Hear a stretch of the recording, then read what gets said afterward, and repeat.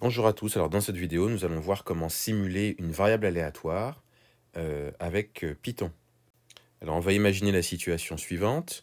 Vous avez une urne qui est opaque, vous avez un certain nombre de boules bleues, vertes et rouges, et en fait, vous décidez de tirer au hasard une boule, et puis en fonction de la couleur, eh bien, vous gagnez ou vous perdez de l'argent. Donc par exemple ici, si vous tirez une boule rouge, vous perdez 5 euros. Si vous tirez une boule verte, vous perdez 2 euros. Si vous tirez une boule bleue, vous gagnez 10 euros. Alors, j'ai fait ici la loi de probabilité de la variable aléatoire qui associe le gain, enfin à la boule, la couleur de la boule, le gain. Donc, la probabilité d'obtenir d'avoir 5 euros, du coup, c'est 0,6, d'avoir moins 2, c'est 0,1, etc., etc. Alors, nous, ce qu'on voudrait, c'est qu'avec Python, simuler cette expérience aléatoire où on a des probabilités qui sont différentes. Alors, comment on va faire? L'idée générale, c'est de créer une fonction dans Python. Et cette fonction, qu'est-ce qu'elle fait? Elle va renvoyer la valeur du gain, de xi, ici. Mais elle doit tenir compte de la probabilité. Donc, comment imbriquer tout ça?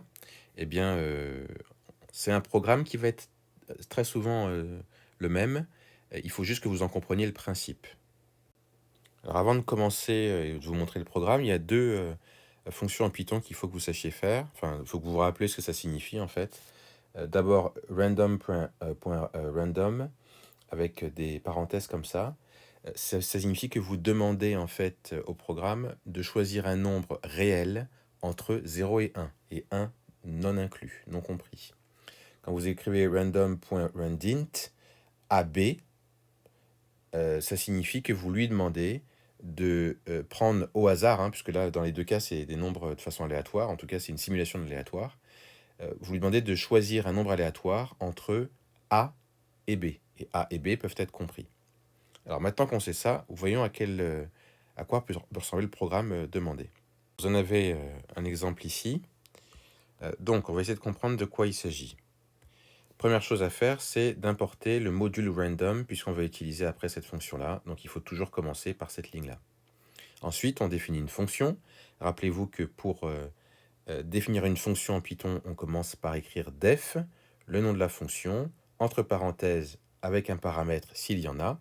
Là, il n'y a pas de paramètre, donc on laisse comme ça. Deux points, et on écrit à quoi correspond notre fonction. Là, vous voyez qu'on définit une variable qui s'appelle aléa, et cette variable, elle est égale à random.random. Ça signifie quoi?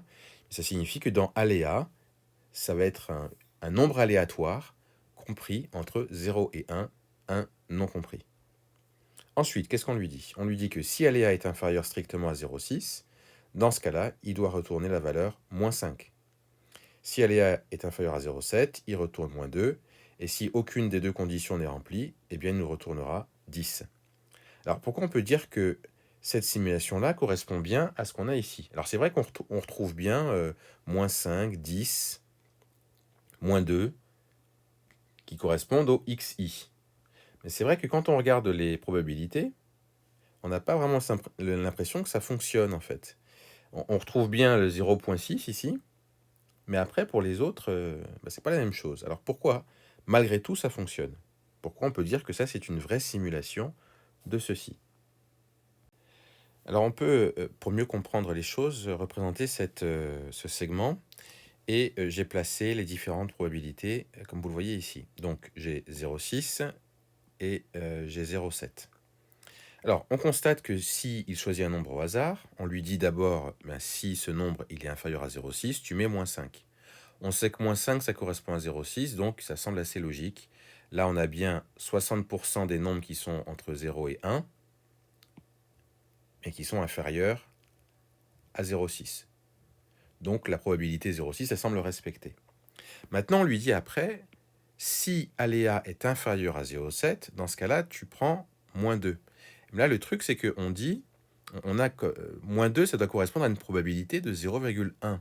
Donc pourquoi ici on marque 0,7 et pas 0,1? En fait, il faut bien comprendre ce que le programme nous dit ici. Il nous dit que si aléa est inférieur à 0,6, alors il retourne moins 5. Si aléa est inférieur à 0,7, il retourne moins 2. Mais en fait, ici, dans la mesure où la première condition, c'est inférieur à 0,6, bien en fait, cette condition-là, elle veut dire qu'il va regarder si aléa est compris entre 0,6 et 0,7. Puisque de toute façon, si c'est inférieur à 0,6, il va prendre la première condition.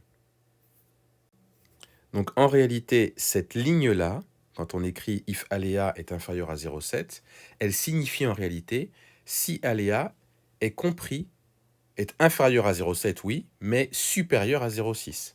Il ne va pas prendre les nombres inférieurs à 0,6 puisque on a déjà la condition ici. Et quand vous regardez, eh bien, les nombres qui sont compris entre 0,6 et 0,7, eh bien, la longueur de ce segment-là, c'est en fait 0,1.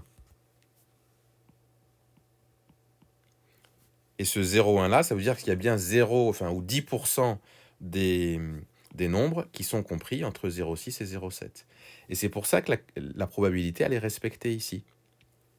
Puisqu'il n'y a que, en termes de probabilité, que 0,1 entre 0,6 et 0,7. Même principe pour la suite.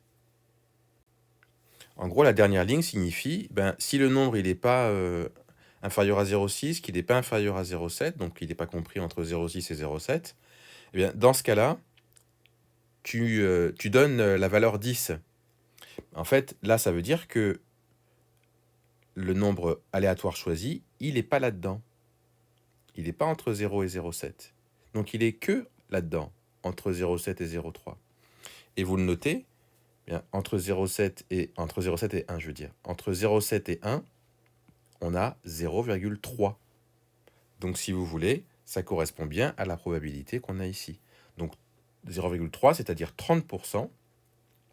30% des nombres sont bien supérieurs à 0,7.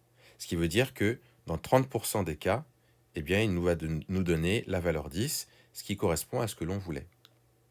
Donc, voilà pourquoi ce programme fonctionne, même si c'est vrai qu'on n'utilise pas ces nombres-là directement. En réalité, qu'est-ce qu'on fait?